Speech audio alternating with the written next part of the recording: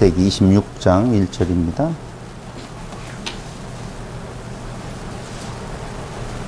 아브라함 때에 첫 흉년이 들었더니 그 땅에 또 흉년이 들매 이삭이 그랄로 가서 블레셋 왕 아비멜렉에게 이르렀더니 여호와께서 이삭에게 나타나 이르시되 애굽으로 내려가지 말고 내가 내게 지시하는 땅에 거주하라. 이 땅에 거류하면 내가 너와 함께 있어 내게 복을 주고 내가 이 모든 땅을 너와 내 자손에게 주리라.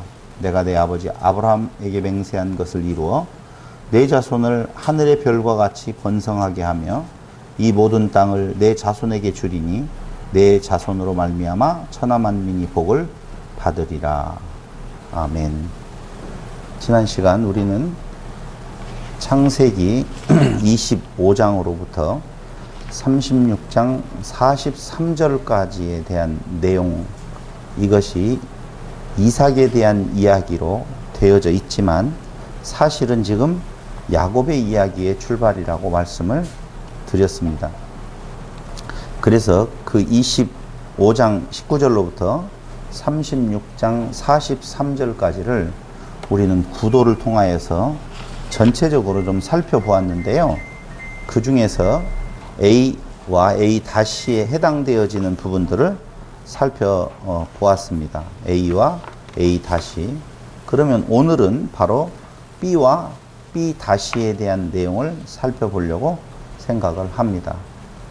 B와 B-라고 하는 내용을 보면은 창세기 26장 1절로 35절이 B라고 보면 34장 1절로 31절이 B-에 해당되어집니다.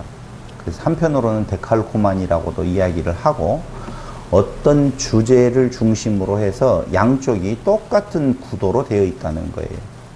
그래서 요셉이라고 하는 존재가 탄생되어지는 것 30장 25절, 그리고 그 요셉의 탄생으로 말미암아 야곱이 고향으로 돌아가려고 가나안 땅으로 돌아가려고 하는데요. 그럼 가나안 땅으로 돌아간다는 말은 가나안 땅에서 어딘가로 이동을 했었고 그 이동된 땅에서 다시 가나안 땅으로 지금 돌아가려고 하고 있다. 여기를 중심으로 해서 가나안 땅을 떠날 때, 그 다음에 가나안 땅으로 돌아오게 될 때를 양쪽으로 똑같은 구도로 배열을 함으로 말미암아서 모세는 하나님의 뜻을 그 백성들에게, 또 오늘날 거기를 같이 공부하고 있는 우리들에게 설명해 주려고 하고 있다는 것입니다. B에 해당되어지는 26장 1절로 35절은 야곱의 부모 이삭, 리브가, 그리고 그랄왕 아비멜렉이 등장합니다. 야곱의 이야기를 하고 있지만 지금 야곱의 부모에 대한 이야기가 나오고 있어요. 야곱의 부모는 이삭과 리브가예요. 근데 이삭과 리브가의 상대하는 존재가 누구냐면은 그랄왕 아비멜렉이라 이렇게 보면 되겠어요. 근데 거기에 상응하는 창세기 34장 1절로 31절에는 앞에 부분이 야곱의 부모에 대한 이야기였으면 34장 1절로 31절은 야곱의 자식에 대한 이야기가 되어져 있어요. 다시 한번 볼게요. 야곱이라고 하는 존재를 우리는 지금 살펴보고 있는데 그 앞에 26장에서는 야곱의 부모에 대한 이야기가 나오는데 부모 플러스 누구냐? 이방이에요. 아비멜렉이죠. 여기가 야곱이 있다라고 보면 이게 26장에 대한 내용이에요. 그런데 34장 1절로 마지막 절 31절까지는 34장이죠. 1절로 34절 마지막 절까지인데 여기는 무슨 내용이 되어져 있느냐라고 보면 야곱의 자녀에 대한 이야기예요. 야곱의 자녀. 야곱을 써놨으니까 그냥 부모. 자녀와 누구예요? 이방이에요. 진짜 이 구도로 되어졌단 말이에요. 야곱의 이야기를 하는데 그 내용을 보면 부모에 대한 이야기가 나와 있고 자녀에 대한 이야기가 그렇게 포진되어져 있어요. 이건 야곱을 우리가 누구라고 말하느냐 하면은 이스라엘이라고 말하죠. 그럼 이스라엘과 이방인의 관계는 어떤 관계인 건가? 요걸 설명해 주고 있다는 것입니다. 이스라엘과 이방. 그럼 한쪽 부모하고 관계되어진 이방, 그랄 왕 아비멜렉이고, 그 다음에 자녀들하고 연관되어진 이방이라고 하는 것은 히위족이지요. 그렇지 않겠습니까? 히위족에 대한 내용이 담겨져 있는데, 히위족의 왕은 하몰이고 그 하몰의 아들 세겜이라고 하는 존재가 나타나게 되어져 있습니다.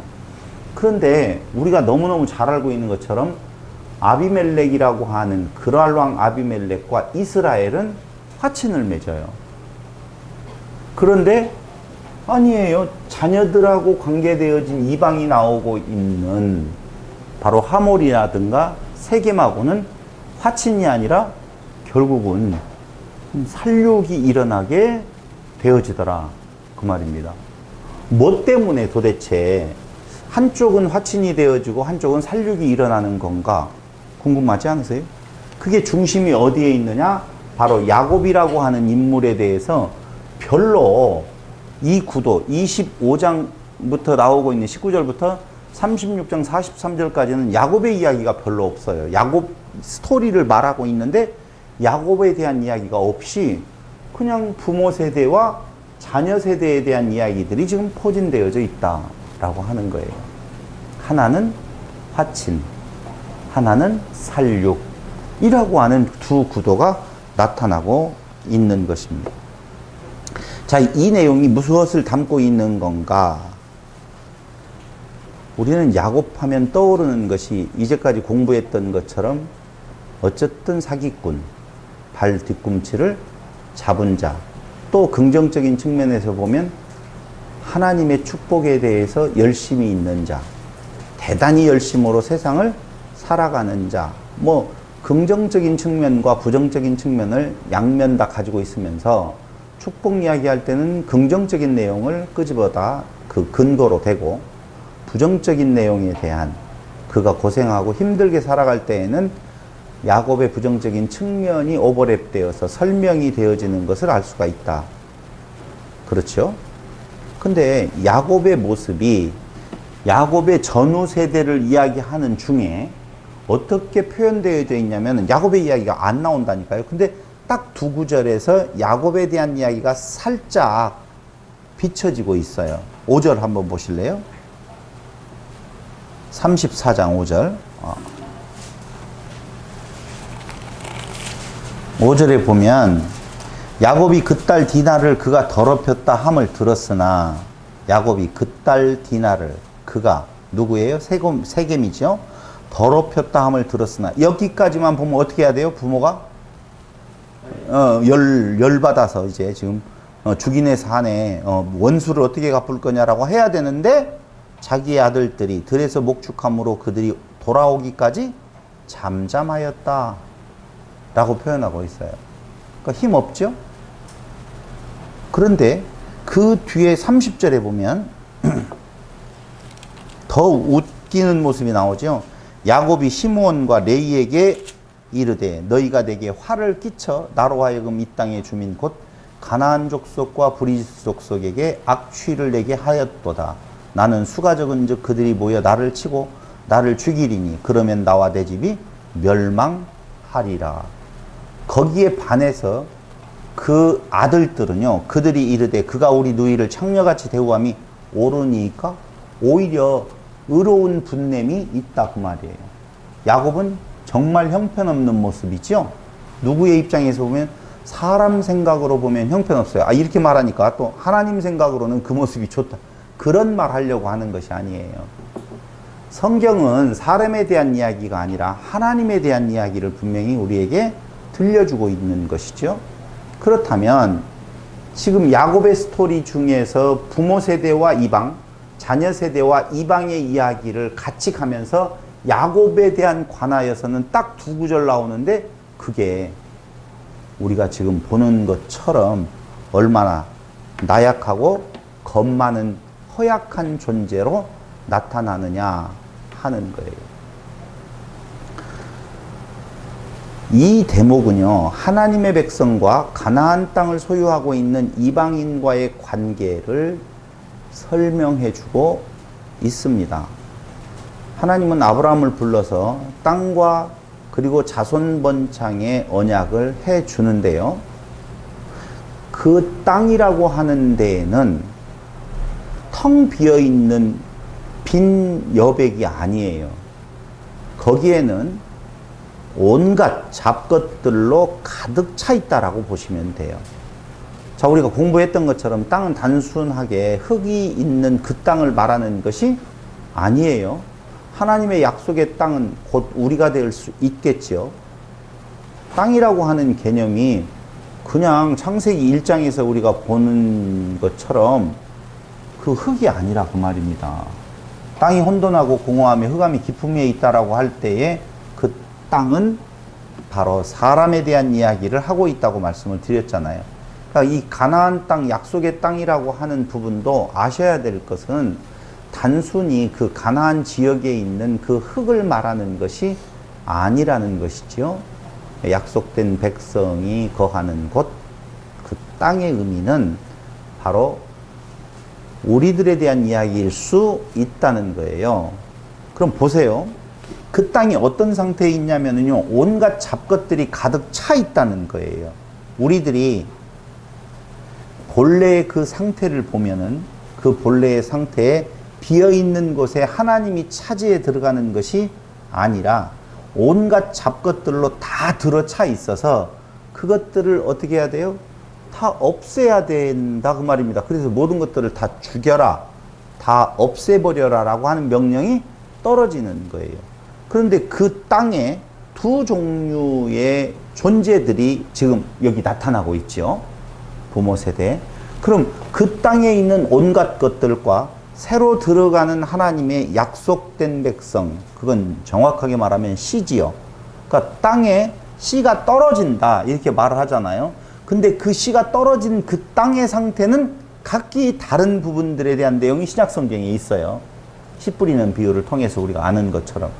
그런데 한쪽의 그 땅의 모습, 그 땅에 살고 있는 이방 족속이 아니에요. 사실은 그들이 원주민이지요. 그 모습, 그들이 딱 또아리를 들고 있는 모습 하나는 새로 들어간 그 자들과 화친을 맺기를 원하고, 한쪽은 그들을 오히려 화친을 맺는 것이 아니라 저것들을 살살 어떻게 이용해 가지고 우리의 종을 만들어 버리고 그 재산을 다 빼앗아 버리자. 다 읽으셨으면 그 내용 나와요. 비다시에 어떻게 하자? 야, 우리가 할례만 행하면 저들이 우리와 다 결혼하게 해준단다. 그러므로 할례를 하게 되어지면 결국 우리 땅에 들어온 놈들 아니냐. 저들은 재산이 좀 많지 않냐. 하나님의 은혜를 받아서 재산이 많아졌고 풍요로워졌잖아요. 그러니까 우리가 저들을 같이 하나 되어지면서 싹 우리 것으로 만들어버리자. 지금 그 마음을 갖고 있다 그 말입니다. 근데 아비멜렉은 그러지 않았어요. 어떤 모습을 보여주고 있냐면은 너희에게 임하신 그 여호와 하나님을 우리가 본다 그 말이에요. 그 여호와 하나님을 통하여서 쫓겨냈는데 그들이 가는 곳마다 뭐가 터져 나와요? 물이 터져 나오네요. 물이 있는 족속이네요. 오호, 하나님이 너희와 함께 계심을 봤으니, 하나님이 여호와 하나님이 너희에게 복 주심을 봤으니 내가 너희들하고 우리가 너희들하고 같이 화친을 맺고 있으면 그 물도 우리에게 흘러내리겠네 라고 화친 맺는 제안을 하고 있는 거거든요. 그러니까 하나가 돼요, 안 돼요? 안 돼요. 이쪽은 하나 되어서 자기들 사람을 만들어 버리겠다라고 하는 거고, 이쪽은 하나가 되어지는 것이 아니라 너희들을 통해서 우리가 복을 받겠다는 거예요. 이게 뭐가 떠오르지 않아요? 아브라함에게 한 약속 중에, 그렇죠, 너를 통하여서 만민이 복을 얻게 되어진다라고 하는 부분이거든요. 근데 그건 이방인과 하나 되어서, 육체의 소였고 하나 되어서 얻는 복이 아니라 그들이 둘로 분리되어져 있어요. 분리되어져 있어요. 그런데 그들이 하나님을 알게 되어져요? 결국은 여기는 이방이 주도권이지만 여기는 이스라엘이 주도권이 되어서 그 안에 필요 없는 것들을 제거해 가면서 순수하게 남는 이스라엘이 되어지는 거고, 여기는 이스라엘이 없어지고 오직 이방 족속이 남게 되어진다. 이런 구도예요. 그러니까 이스라엘이라고 하는 것은 이쪽 그들이 있어서 이스라엘의 정체성이 사라져버리는 걸 악이라고 보고 있는 거고, 이스라엘이라고 하는 그 안에서 그들이 사라져버리는 것을 뭐라고 말한다? 선이라고 말한다. 보면 되겠어요. 그것을 설명하는 것이 지금 26장 그리고 34장의 내용이다. 그렇게 보여지는 것이죠. 그러니까 땅과 자손 번창의 언약이 있는데요. 약속의 땅은 본래 다른 잡것들로 가득 차 있는 곳이다. 그곳이 어떻게 변화되어지느냐에 따라서 복이 흘러가서 그 이스라엘로 인한 복이 그들에게 넘치게 되어지는 신령한 복이 그들에게 오게 되어질 거고, 끝으로 이쪽에 있어서 하몰, 이 존재들은 그들이 받은 겉으로의 육적인 복을 자기 것으로 만들려고 하는 시도를 통하여서 그들은 결국은 멸망을 당하게 되어 있다는 거예요. 그러니까 율법을 가운데 두고 하나는 생명나무로 먹는 거고 한쪽은 선악지식 나무로 먹는 것이 되어지는데, 이쪽이 뭐예요? 선악지식 나무로 먹는 거고 이게 생명나무로 먹게 되어지는 것이다. 이렇게 딱 나누는 모습이에요, 오늘. 그럼 다시 한번 보겠습니다. 26장을 들어가서 이제 이 구도가 여러분들에게 머릿속에 들어와 있다라고 보면 26장에 한번 들어가 봐요. 자, 보세요. 이쪽은 지금 혼인을 통하여서 이방화 되게 만들어버리자라는 시도가 있는 거고, 이쪽은 혼인이 돼요, 안 돼요? 안 되어져요. 이들하고 왜 혼인을 안 하게 되어지느냐? 이유는 딱 한 가지예요.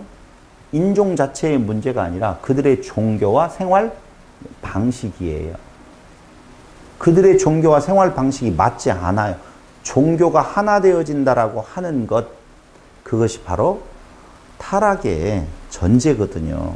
그래서 그들과 하나 되어지지 아니하고 그들과 같이 있으면서 이스라엘의 복이 그들로 넘어가게 되어지는 의미고, 여기는 그들과 하나 되어져서 그들의 종교 안에 함몰되어져 가는 거라 그 말입니다.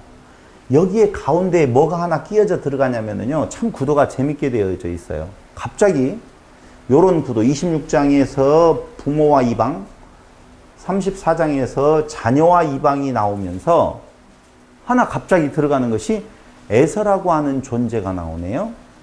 읽어봤어요? 못 봤습니까? 에서 26장 34절. 갑자기 26장에서 아비멜렉과 관계를 설명해 가다가 에서가 40세 해쪽, 에서가 갑자기 나오더니만 40세 해쪽 속 부에리의 딸 유딧과 해쪽 속 엘론의 딸 바스맛을 아내로 맞이하였다. 이것이 이삭과 리브가 음하음에 근심이 되었다라고 이야기를 하고 있죠. 왜 이게 갑자기 여기 들어가요? 이 내용이 뭐가 그렇게 중요하다고? 그러니까 그런 내용이라니까요. 봐봐, 여기 혼인이 아니 되었어요. 이방인과 혼인하지 말라고 하는 것은 구약의 율법에 다 나와요. 그 뒷이야기지만 통혼하지 말아서 하나가 섞이지 말아라 라고 하는 거예요. 그러니까 이방은 섞어져서 무엇인가를 영향을 미칠 만한 존재가 아니에요. 어떻게 해야 돼요? 흘러가야 될 곳이란 말입니다. 그곳에 생명 없는 그곳에 여호와 하나님의 생기가 글로 흘러 넘쳐야 되는 존재들이지요. 근데 여기는 하나 되어져 이방의 종교와 이방의 삶이 이스라엘을 먹어버리는 단계라 그 말입니다. 거기에 샘플로 나오는 것이 바로 누구냐면은 에서예요. 에서. 그러니까 이것이 이삭과 리브가의 근심이 되었다라고 보면 그 근심된 부분에 대한 내용을 해소하기 위하여서 이삭은 야곱에게 너는 이방인과 결혼하지 말라라는 당부를 하거든요. 그래서 야곱은 이방인하고 결혼하지 아니하고 같은 동족하고 결혼하게 되어져요. 이걸 에서가 들어요. 에서가 들으니까 아하, 내가 잘못한 것은 무엇이다? 이방인 여인과 결혼하니까 아버지가 화나가지고 축복을 야곱에게 주었나? 라고 생각을 하면서 그가 이방이 아닌 같은 종족이라고 하는 의미로서의 누구를 아내로 맞이해요? 네? 뒤에 또 나와요. 그게 28장 6절로 9절 한번 보세요.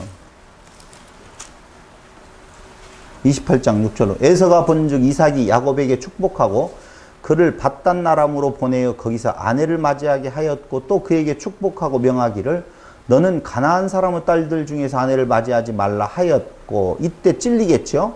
에서는 또 야곱이 부모의 명을 따라 밧단 아람으로 갔으며 에서가 또 본즉 가나안 사람의 딸들이 그의 아버지 이삭을 기쁘게 하지 못하는지라. 이게 문제인 줄로 알고 이에 에서가 이스마엘에게 가서 그 본처들 외에 아브라함의 아들 이스마엘의 딸이요 느바요의 누이인 마할랏을 아내로 맞이하였더라.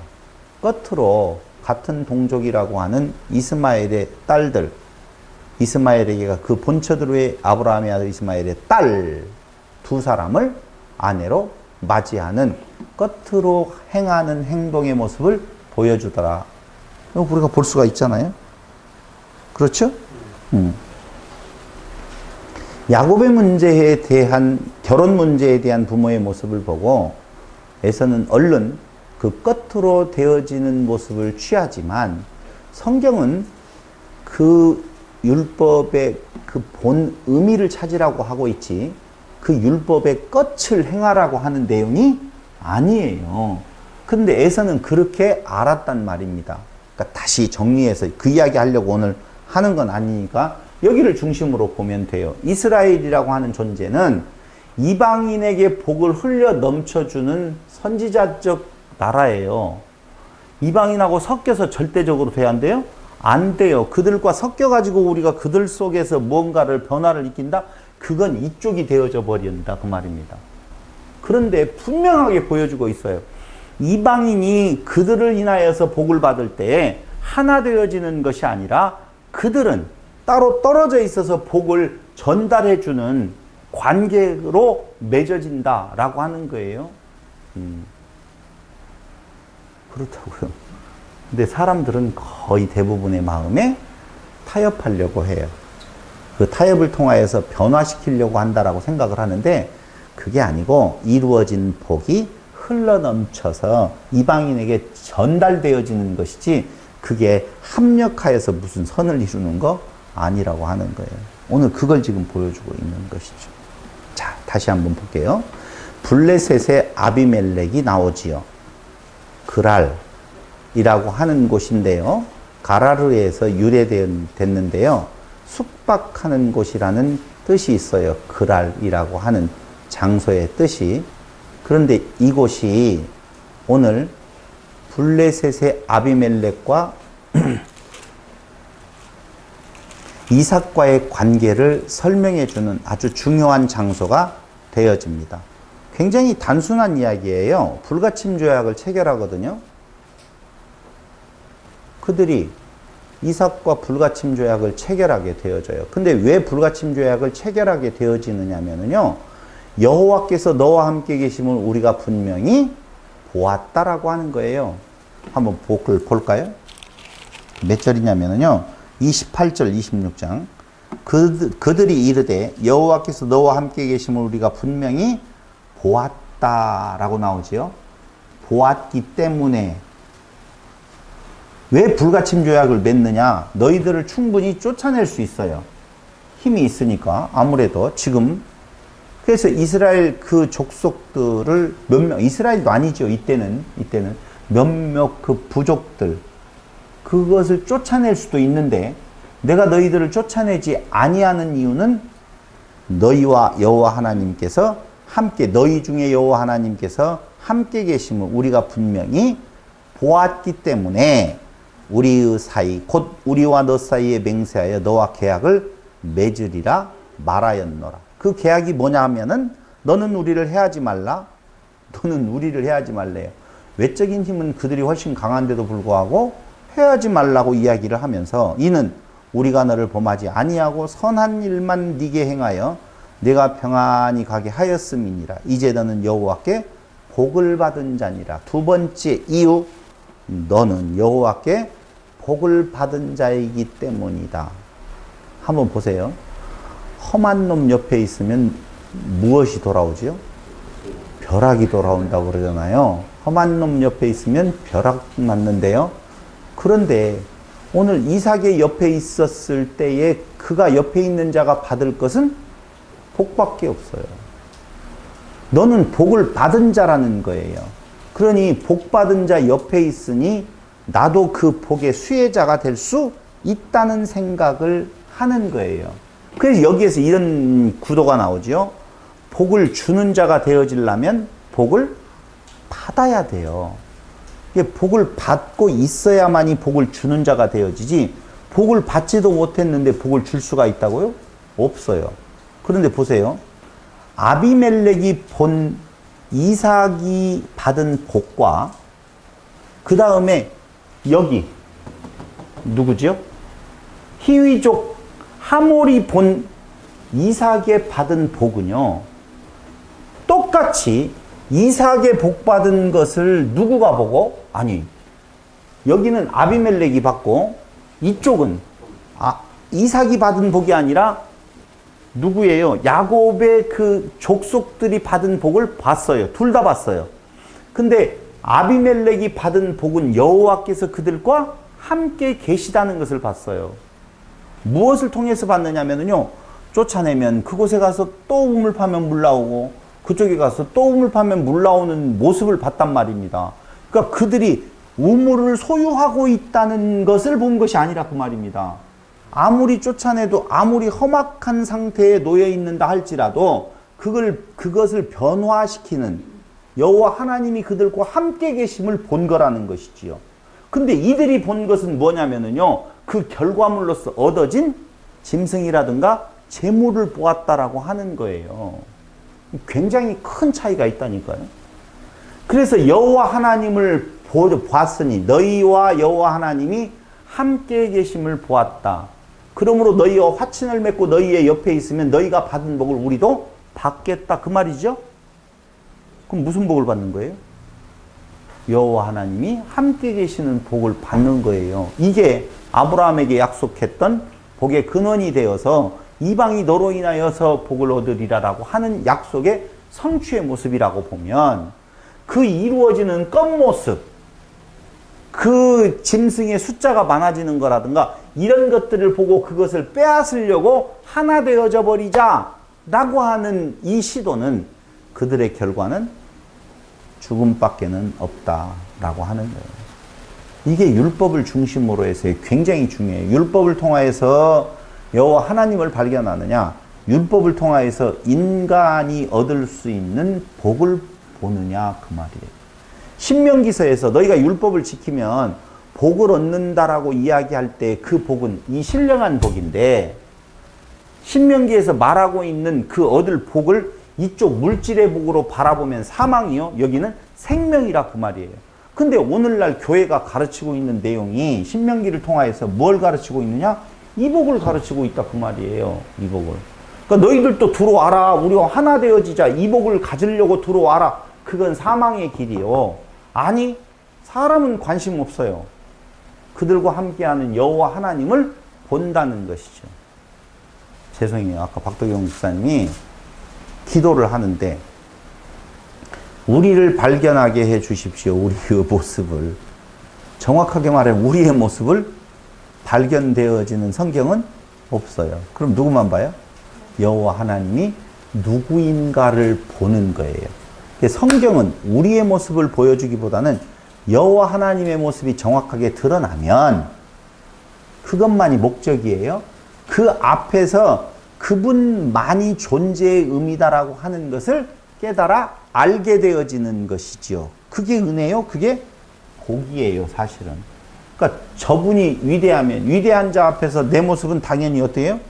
취할 자세가 분명히 있다는 거예요.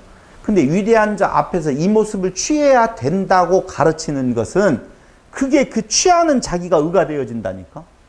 의가 되어진다니까.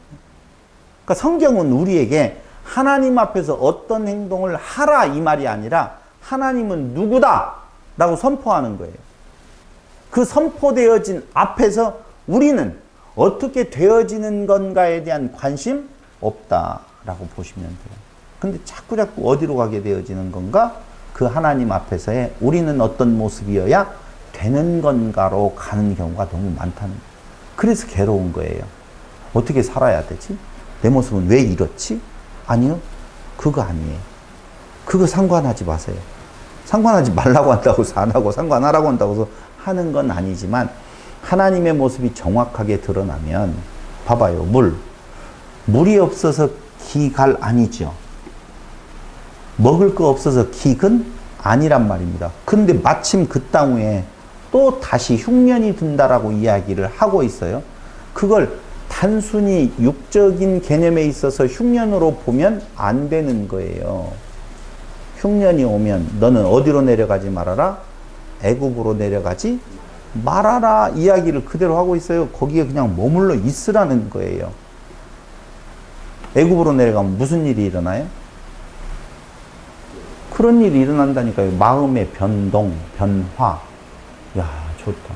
그래서 이스라엘 백성들이요, 애굽에 내려가 가지고요, 끝없이 그들의 마음속에서 떠나지 않은 것이 있다라고 보면은 풍요로운 땅 애굽에 있으면 굶어 죽지는 않는다라고 하는 생각이에요. 그래서 여차 광야에서 좀 어려움이 있으면 어디에서 그 가나안 땅을 향해 가다가 어려움이 있으면 페이른하고 가나안 땅에서조차도 어디를 그리워하는 건가? 애굽을 그리워하는 모습들을 보여주고 있더라는 거예요. 그게 하나님께서 애굽으로 내려가지 말라 그 말이죠. 사람은 그 유혹에 빨리 빠져가게 되어 있다. 사람은 이쪽으로 빨리 빠져가게 되어져 있어요. 재물의 많음이라든가 내 의를 세울 수 있는 거라든가 내 힘으로 그들과 싸워서 이길 수 있는 거라든가 사람이 드러나는 거라고 보면 아비멜렉과 그리고 그 이삭과의 관계 속에서는 사람은 어디로 가버렸어요. 내용 굉장히 단순하지 않아요? 26장? 여러분 너무 단순하잖아요. 내용이 뭐예요? 아브라함 때에 첫 흉년이 들었더니 그 흉년 이후에 누구 때에도 또 흉년이 이삭 때에 들었어요. 그랄로 가서 블레셋 왕 아비멜렉에게 이르렀다. 여호와께서 이삭에게 나타나 이르시되 애굽으로 내려가지 말고 내가 내게 지시하는 땅에 거주하라고 이야기해요. 그 땅이 어디예요? 지금 거기에요. 블레셋 왕 아비멜렉이 있는 그곳이에요. 그 가나안 땅이거든요. 그럼 그 땅에 거하라는 거예요. 그럼 이 땅에 거류하면 어떻게 해주겠다? 내가 너와 함께 있어 네게 복을 주고 내가 이 모든 땅을 너와 내 자손에게 주리라. 내가 네 아버지 아브라함에게 맹세한 것을 이루어 내 자손 하늘의 별과 같이 번성하게 하며 이 모든 땅을 내 자손에게 주리니. 한번 물어보죠. 그 땅이 아니면 이스라엘의 그 200만이라고 하는 숫자는 이루어지기 어려웠을까요? 꼭 그 땅이어야만이 될까요? 희한하잖아요, 여러분. 아니, 그 땅이어야만이 자손번창이 이루어지고 다른 땅에는 자손번창이 없느냐를 제가 말씀을 드리는 거예요. 그럼 다른 땅에는 사람이 적어지고 그 땅에만 사람이 많아져야 되는데 그때 당시의 역사나 지금의 역사를 보더라도 그 웨타우 땅에서 훨씬 더 사람들이 많이 생성이 되었잖아요. 생산이 되었다고 말해야 되나? 많았어요. 그런데 뭔 그 땅에 있으면 내 자손을 번창하게 해주겠다라고 말하는 건가? 의문 가져본 적은 없죠. 그냥 거기에서 많아졌다. 이렇게 생각을 하죠. 많아진 것은 애굽 땅에서 많아졌지 이스라엘 그 가나안 땅에서 많아진 거 아니었어요. 백성의 숫자가 200만에 이르르는 숫자는 400년 동안 애굽 땅에 있었을 때 많아진 거지 그 땅에 있었을 때 많아진 거 아니라고요. 또 설명할까요? 여기 그대로 보면은요. 내가 이 모든 땅을 너와 내 자손에게 이 땅에 거류하면 내 아버지 아브라함이 맹세한 것을 이루어 내 자손을 하늘의 별과 같이 번성하게 하며 그렇게 말했잖아요. 그럼 그들이 그 땅에 있어서 번성이 됐어야 되는데 그 땅을 떠나서 어디로 가가지고 애굽에 가서 번성하게 되었단 말이에요. 안 맞잖아요. 틀리는데. 육적 번성 말고 뭐예요? 영적 번성이에요? 아니 그러니까 영적 번성이 육적 번성이든 떠나지 아니하면 번성하게 해주겠다고 했잖아요. 근데 떠났는데 번성하게 해줬잖아요. 떠나지 않는 그 땅에서 번성하게 시킨 것이 아니라 떠나서 그 애굽 땅에서 번성하게 했잖아요. 가지 말라고 하는 애굽 땅에 그들은 갔고 결국은 거기에 가가지고 이 땅에 있으면 번성하게 해준다고 했는데 거기에 가서 번성하게 되어진단 말입니다. 음은 안 가졌다니까요. 그냥 그러려니 그냥 우리 생각이 그렇다는 거예요. 그걸 육적인 부분에 있어서 자손 번창에 대한 내용으로 생각을 하니 설명도 어렵고 해독도 어렵고 이게 장난 아니게 난제가 되어질 수 있는데 여기를 난제라고 생각한 사람 전혀 없어요. 아무도 없어요. 제가 시비를 지금 걸어보는 거예요. 그럼 달리 해석을 해야 될 필요가 있다는 거예요. 내 자손을 하늘의 별과 같이 번성하게 하며 이 모든 땅을 내 자손에게 주리니 내 자손으로 말미암아 천하 만민이 복을 받으리라 이렇게 말하네요. 아하, 다른 뜻이 좀 숨어 있구나 라고 하는 거예요. 자손 번창은 뭘로 이루어지느냐? 씨로 이루어져요. 당연하죠? 씨로 이루어진다 그 말입니다. 근데 그 씨에 대한 내용이 무슨 씨냐면은 그리스도라고 하는 씨예요. 그러니까 이 땅 위에서 이루어질 자손 번창이라고 하는 내용은 일반 그런 백성들 아니에요. 사람 수의 많아짐이 아니고 무엇을 말하고 있다? 그 생명을 담고 있는 그들을 만들어 주겠다 그 말이에요. 생각을 해보세요. 죽은 땅에 무슨 생명이 있겠어요? 그런데 그 죽은 땅에 씨앗이 뿌려지고 나서 거기에서 하나님의 백성이라고 하는 존재가 생성이 되어지는 것은 그 육신으로 세워지는 숫자 부분이 아니라는 거예요. 없는 생명이, 죽은 생명이 다시 탄생하게 되어진다라고 할 때 새 생명의 자손들이 생겨난다. 이게 자손 번창이라니까요. 그러니까 자손 번창을 육적 사람의 그 많아짐으로 보면 안 되고 하나님이 다스리시는 그 땅, 하나님의 나라의 백성이 이제는 하나 둘씩 만들어진다. 그 끝에 뭐까지 가요? 이방인에게도 이 생명이 증거되게 천하만민이 복을 받으리라 그 말이에요. 그러니까 천하만민도 죽은 곳에 그 땅으로부터 시작되어진 생명이 이제 전파되어져서 새로운 생명들이 이방에서도 생겨난다 그 말이에요. 그게 자손번창이라니까요. 10명이면 번창한 자손이에요? 100명이면 번창한 자손이에요? 100명이면 100명보다는 1000명이 더 번창한 숫자로 봐야 되겠죠? 근데 제가 나만 재미나게 이야기한다면 100명이 다 죽은 사산자예요. 근데 이쪽에서는 한 명 딱 생명이 있는 옥동자를 낳았어요. 뭐가 좋아요? 옥동자 하나 살아있는 생명이 중요해요. 이게 자손 번창이라 그 말이에요. 죽은 자에 태어나는 것이 자손 번창이 아니라 산 생명이 드디어 죽은 곳에서 새로 생겨났다 그 말을 하고 있어요. 그러니까 가나안 땅에서 그 죽은 땅에서 그 이방의 땅에서 새로운 생명 자손 번창이 시작되어지고 그것이 이방에게까지 만민에게까지 증거되어진다. 이게 아브라함에게 이야기했던 자손 번창에 대한 내용 말하는 거라니까요. 하늘에 빛나는 자손, 별과 같은 자손 그런 거예요. 근데 죽어있는 별 있잖아요. 빛이 없는 별 있다고 그러잖아요. 그거 의미 없다는 거예요. 자손, 하늘의 별과 같이 빛나리라 라고 하는 자손 번창을 지금 이야기하고 있는 것입니다. 너무 많이 끌어서 정말 죄송하지만은요, 26장에서 말하고 있는 애굽으로 내려가지 말고 이 땅에 거류하면 너에게 이런 복이 임할 거다라고 하는 복은 그 복이 천하만민에게까지 이르게 되어져 있는데요. 신령한 복에 대한 내용을 말하고 있는 거예요. 그런데 그 복을 지금 이삭에게 약속해주고 있는 이유는 뭐 때문에 그러는 건가? 아브라함이다. 아브라함이 내 말을 순종하고 내 명령과 내 계명과 내 율례와 내 법도를 지켰음이라 하시니라. 지켰어요 다? 시켰어요. 뭘 주고 이야기하는 거예요? 이삭을 바치는 것을 두고 하는 이야기거든요. 근데 우리는 앞에서 이삭을 바치는 과정에서 그게 하나님의 역사라고 하는 내용을 충분히 같이 공부했잖아요. 그러니까 하나님께서 그 약속된 것을 이루시기 위해서 그에게 생명을 허락하신 것처럼 그 약속의 근원자가 오시기까지 그 약속을 신실하게 이루어 가시는 과정이라고 말해요. 근데 그 과정에서 이삭 그리고 그 야곱 그리고 그 이후의 족속들이 그 땅을 떠나지 아니한 것이 아니라 떠나요. 그 땅을 떠나버린다니까요. 그런데도 불구하고 떠나지 아니하면 이라고 전제하고 이야기했었던 그 복들이 떠났음에도 불구하고 그대로 성취되어지는 이유는 딱 한 가지밖에 없어요.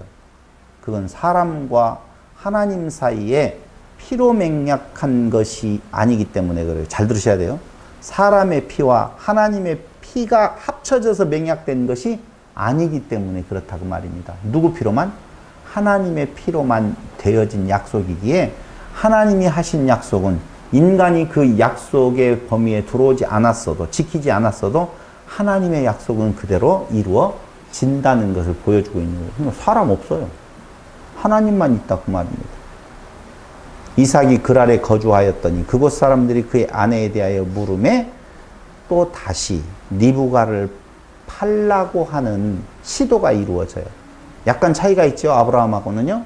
무슨 차이가 있어요?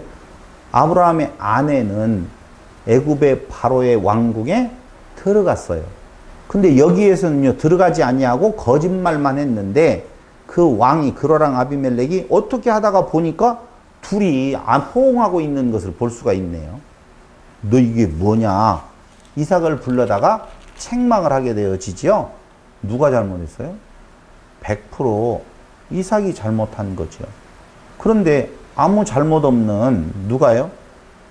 그러랑 아비멜렉이 그를 불러다가 네 이놈 너 왜 거짓말을 했어? 라고 말하는 것이 아니라 그 말하는 것을 보세요. 그에게 대답하되 내 생각에 그로 말미암아 내가 죽게 될까 두려워하였음이라. 아비멜렉이 이르되 네가 어찌 우리에게 이렇게 행하였느냐? 백성 중 하나가 내 아내와 동침할 뻔하였도다. 네가 죄를 우리에게 입혔으리라. 아비멜렉이 이에 모든 백성에게 명하여 이르되 이 사람이나 그의 아내를 범하는 자는 죽이리라 하였더라. 아비멜렉이 훌륭한 사람으로 나오잖아요. 야, 이렇게 훌륭했기 때문에 복의 근원자들의 옆에서 복을 받는 결과를 가져왔다라고 생각할지는 모르겠지만요. 전혀 아비멜렉에 대한 훌륭함을 말하려고 하는 것이 아니에요. 아브라함 사건과 이삭의 사건이 약간 차이가 있다라고 하는 내용을 지금 말씀을 드렸잖아요. 완전히 아브라함이라고 하는 존재는 자기 아내를 팔아서 그 왕궁에 들여보낸 자라고 보면 이 상황에서는 그런 내용이 아니에요. 봐봐요. 왕궁에 들어가서 하나가 되어졌다라고 하는 건데 여기 아비멜렉은 그런 사건이 일어나지 않아요. 섞이지 아니했단 말입니다. 여기는 지금 어떻게 되어져요? 섞여. 우리가 그의 복을 빼앗자라고 하는 거고 여기는 섞이지 아니하는 모습을 그대로 지금 나타내고 있다니까요. 그러니까 이 아비멜렉 사건을 통하여서 하나님께서 그 전체 이야기의 흐름 속에서 말해주려고 하는 것은 그 복이 아까 앞에서 약속했던 것처럼 이방으로 흘러가는 것은 이방의 어떤 조건은 필요가 없다라고 하는 거예요. 분리의 상태를 지금 이야기하는 거단 말입니다. 섞어지지 않았어요. 그 상황을 연출하시는 하나님에 대한 이야기지 아비멜렉이 훌륭했다 그런 내용이 아니라니까요. 섞어지지 않았어요. 그런데 희한한 것은 아비멜렉에게 복이 흘러가더라 그 말이에요. 거기 보세요. 이삭이 그 땅에서 농사하여 그의 100배나 얻었고 여호와께서 복을 주심으로 그 사람이 창대하고 왕성하여 마침내 거부가 되어서 양과 소 떼를 이루고 종이 심이 많아지고 블레셋 사람이 시기하게 되어지는데요. 이 시기가 어디로 번지게 되어지느냐면은 우물로 번지게 되어져요. 그래서 우물을 계속 탈취하고 또 탈취하고 또 탈취하는데요.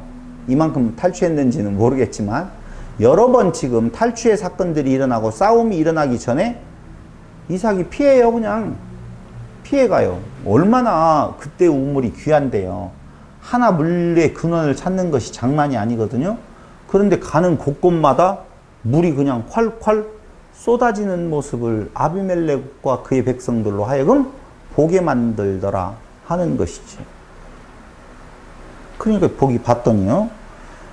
23절 이삭이 거기서부터 브엘세바로 올라갔더니 그 밤에 여호와께서 그에게 나타나 이르시되 나는 내 아버지 아브라함의 하나님이 두려워하지 말라. 내 종 아브라함을 위하여 내가 너와 함께 있어 내게 복을 주어 내 자손이 번성하게 하리라 하신지라. 이삭이 그곳에 제단을 쌓고 여호와의 이름을 부르며 거기 장막을 쳤더니 이삭의 종들이 거기서도 우물을 팠더라. 철저하게 제단을 쌓았느냐 안 쌓았느냐 어떤 그 과정을 말하는 것이 아니라고 보셔야 돼요. 자꾸 이렇게 부정단어 아니라고 보셔야 된다는 말을 해서 여러분 귀가 좀 듣기가 어렵겠지만은요.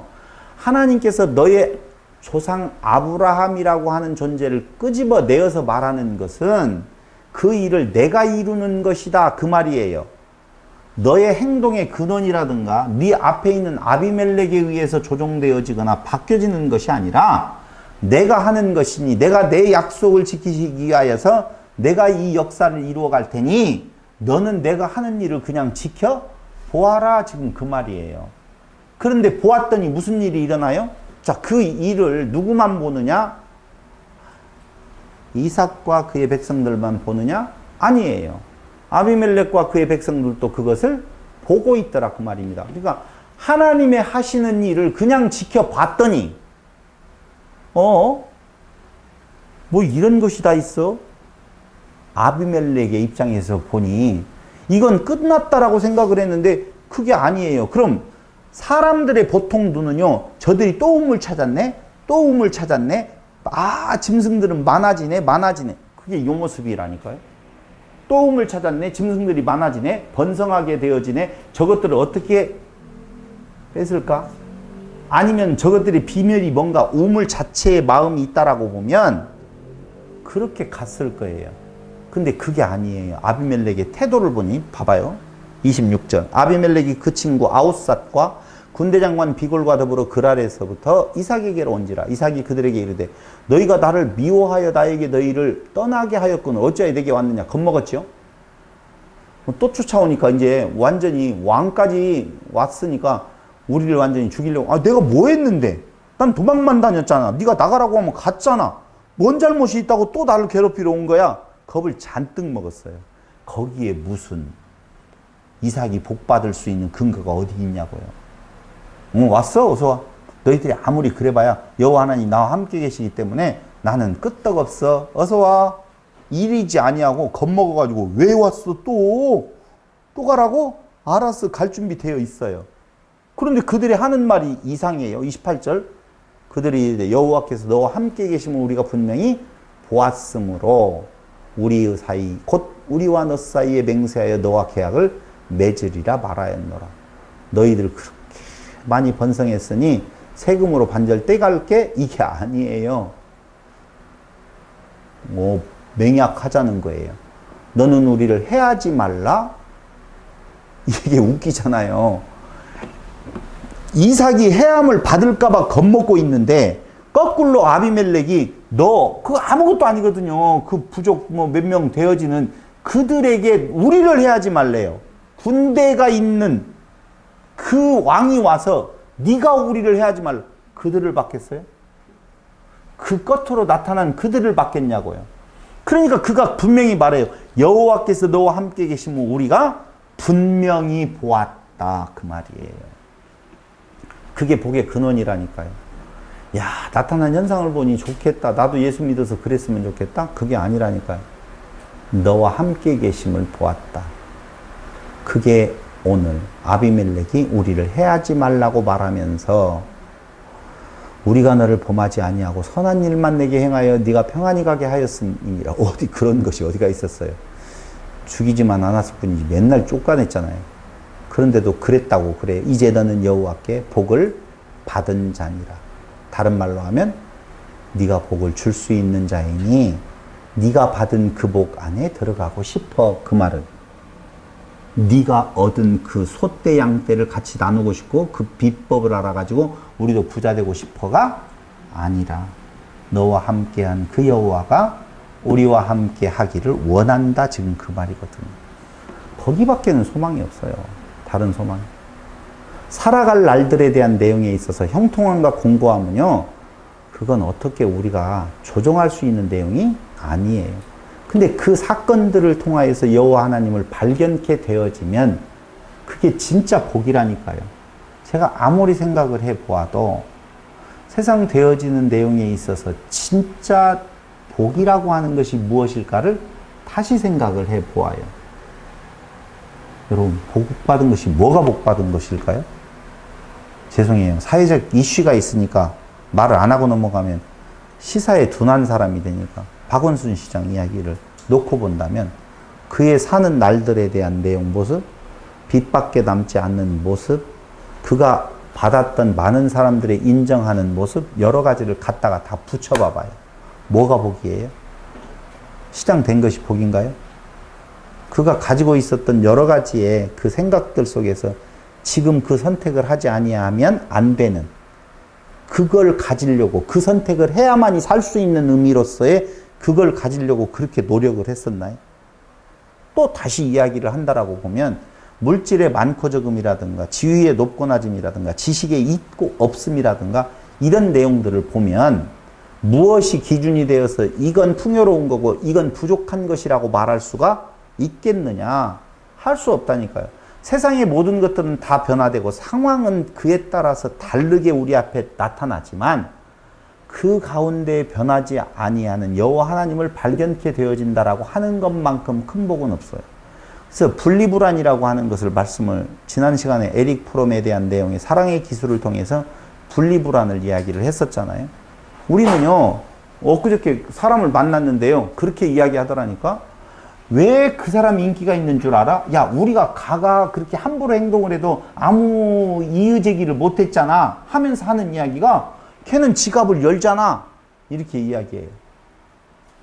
걔는 와가지고요 지갑을 연대요. 내가 낼게, 내가 다 계산을 하고. 그러니까 선후배들이 무슨 잘못을 저질러도 왈칵 아주 강력하게 이야기를 안 하는데 지갑을 열지 않냐고 입만 여는 친구한테는 뒤에서 욕이 바가지로 가게 되어져 있다는 것이죠. 그러니까 그 사람은 돈을 통하여서 분리불안을 해소를 하게 되어져요. 권력을 통해서 분리불안을 해소하게 되어져요. 제일 큰 분리불안이라고 하는 것은 역시 사망이라고 하는 육체의 끝이라고 이야기를 했는데, 그 분리불안을 해소하기 위하여서 불로초를 구하게 되어지고 권력을 통해서 생명을 연장을 해보려고 하고 과학기술을 통해서 어떻게든지 그 분리불안을 해소하려고 하지만은 되나요? 전부 다 갔지요. 그럼 분리불안을 해소할 수 있는 유일한 길은 분리불안을 해소하려고 하는 인간적 노력이 아니라 영원한 생명의 주 되신 그분을 알게 되어지는 것, 거기가 바로 진정한 복의 근원이 되어진다라고 볼 수가 있는 것이죠. 세상은 바뀌어지게 되어 있어요. 완벽하게 그 자리에 그대로 있을 수 있는 존재는 하나도 없다는 거예요. 모든 것이 다 자기가 기준이 되어졌기 때문에 그 기준 안에서 세상은 변화되어지고 또 변화되어지고 또 변화되어지는데 그건 절대 평안이라고 하는 것을 찾을 수가 없다는 것입니다. 유일하게 여호와 하나님 그분만이 우리에게 있어서 분리불안을 해소할 수 있는 근원자이고, 그분이 그 이삭과 함께 있음을 보았기 때문에 너는 복을 받은 자고, 그 복을 받은 자 옆에 있으면 그 복이 넘쳐서 나에게도 올 수 있으니 너는 나와 화친을 맺자. 지금 그 이야기를 하고 있는 것이죠. 그랬더니 봐봐요. 30절 이삭이 그들을 위하여 잔치를 베풀매 그들이 먹고 마시고 아침에 일찍 일어나 서로 맹세한 후에 이삭이 그들을 보내매 그들이 어떻게? 평안히 갔더라. 이게 나오잖아요. 무엇이 평안의 원천인 건가? 26장 31절 거기. 무엇이 평안의 원천인 건가? 여호와 하나님께 복받은 자 옆에 있는 것. 불가침 조약을 맺는 것. 이때에 보세요. 뭐가 나누어지죠? 질문이 좀 이상했네요. 무엇 때문에 지금 분쟁이 시작되어졌어요? 물이잖아요, 물. 그런데 분쟁을 하고 보니까 있어서 쫓겨나고 있어서 쫓겨나고 있어서 쫓겨나고. 그럼 그때 물 나온 곳은 계속 물이 잘 나왔을까요? 잘 모르겠어요, 있는지. 이삭과 그의 가족들이 가서 물 팠어요. 우물을 팠는데 물이 나왔어요. 뺏겼어요, 이제. 그 자리에 계속 물이 나왔을까요? 대답하지 마세요. 네, 몰라요. 그러니까 대답하지 말라고 그랬어요. 두 번째도 마찬가지고, 세 번째도 마찬가지고, 다 그랬을 거예요. 근데 재미난 것은 불가침 조약을 맺고 나니 물이 나누어진다니까요. 물 때문에 싸움이 안 일어나요. 왜? 복받은 자 옆에 있거든요. 그러니까 복받은 자 옆에 있어서 불가침 조약을 맺는 것은 너는 우리를 해하지 말라가 1번이에요. 너는 우리를 해하지 말라 그 말이에요. 그러니까 이미 무릎 꿇은 거예요. 그렇잖아요. 조약은 누가 맺어주는 거예요? 강한 자가 약한 자에게 맺어주는 거 아니에요. 근데 조약을 맺어주십시오 왔는데 그들이 조약을 맺어줘요. 누가 강하다는 거예요? 이삭이. 이삭이 강해요. 여호와 하나님이 강한 자라니까. 그분만이 근원자, 능력의 능력자라 이렇게 보셔야 된다 그 말입니다. 그게 물이 나누어지는 축복이 되어진다라고 하는 것이죠. 근데 그 반대편에 있는 존재는 34장에 나와 있어요. 34장으로 넘어갑니다.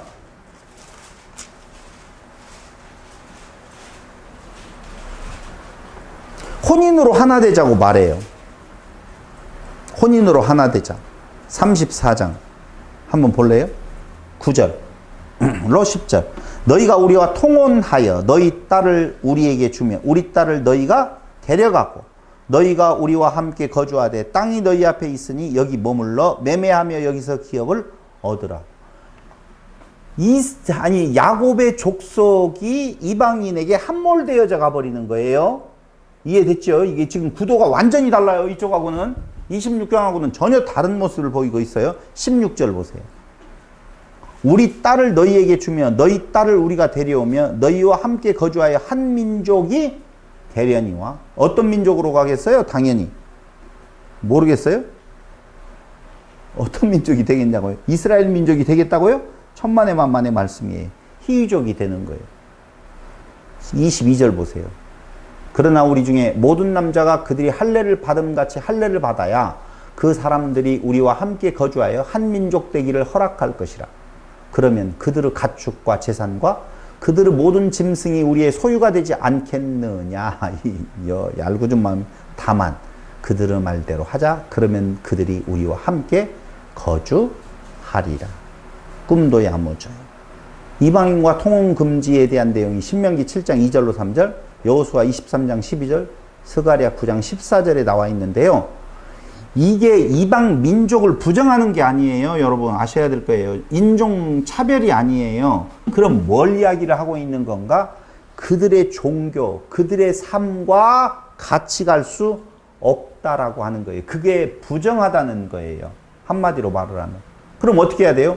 그들을 다 멸하고 이쪽 여호와 하나님의 생명이 그들에게 흘러넘쳐야 되는데 그들의 그 괴계는 뭐냐면은 속여서 그들로 하여금 우리 민족이 되게 해버리자. 지금 그 머리를 쓰고 있다는 거예요.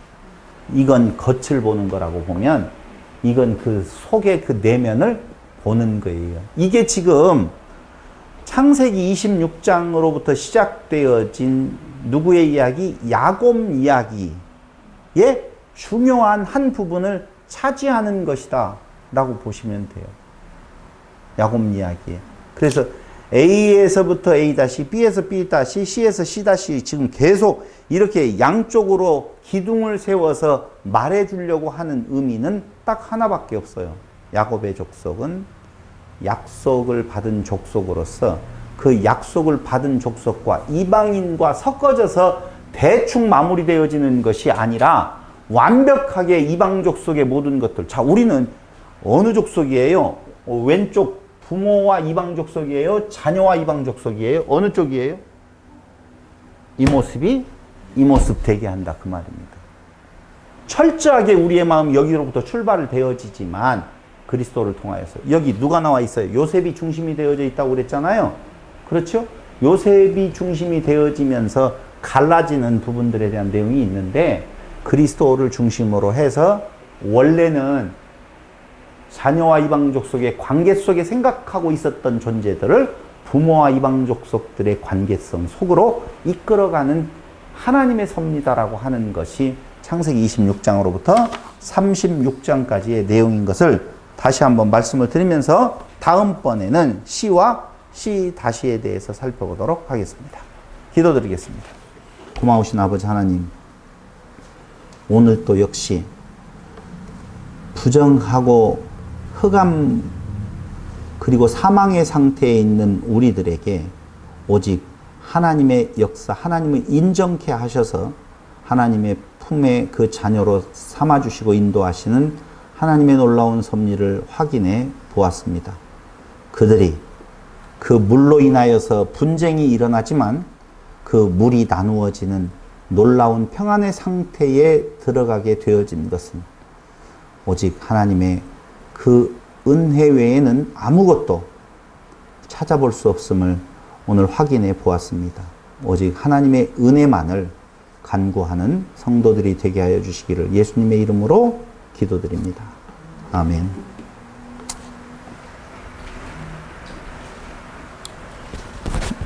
마쳤습니다.